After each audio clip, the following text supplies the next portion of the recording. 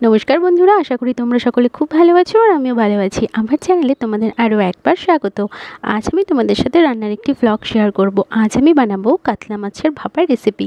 তার জন্য প্রথমেই আমি কাতলা মাছগুলোকে ভালো করে ধুয়ে লবণ এবং হলুদ দিয়ে ভালো করে মেখে নিয়ে শুধু মাছের এপিঠ ওপিঠ হালকা করে ভেজে নেব।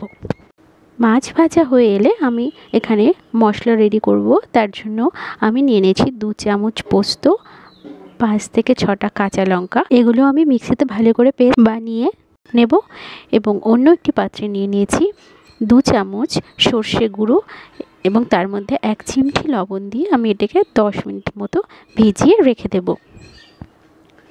আর অন্যান্য মশলা হিসেবে নিয়েছি একটি পেঁয়াজ, একটু আদা এবং 5-6 কোয়া রসুন। এগুলোকে আমি শিলনোড়ায় ভালো করে পেস্ট বানিয়ে নেব। আমার মশলা রেডি করা হয়ে গিয়েছে। এখন কড়াইতে সর্ষের তেল গরম করে একসঙ্গে বেটে রাখা পেঁয়াজ, আদা ও রসুন তেলের মধ্যে দিয়ে ভালো করে কষিয়ে নেব। সঙ্গে দিয়ে দেব 1/2 চামচ লাল লঙ্কার গুঁড়ো, 1/2 চামচ হলুদ গুঁড়ো এবং স্বাদ মতো লবণ। এই সব উপকরণ একসঙ্গে ভালো করে মিশিয়ে আমি এই মশলাটাকে কষিয়ে নেব যতক্ষণ না আদা রসুন পেঁয়াজের কাঁচা গন্ধটা চলে যায়।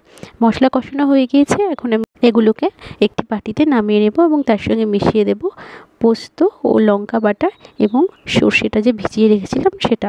সব উপকরণ একসঙ্গে দিয়ে চামচ দিয়ে ভালো করে মিশিয়ে নেব এবং আমি এখানে 1.5 চামচ মতো দই ব্যবহার করেছি।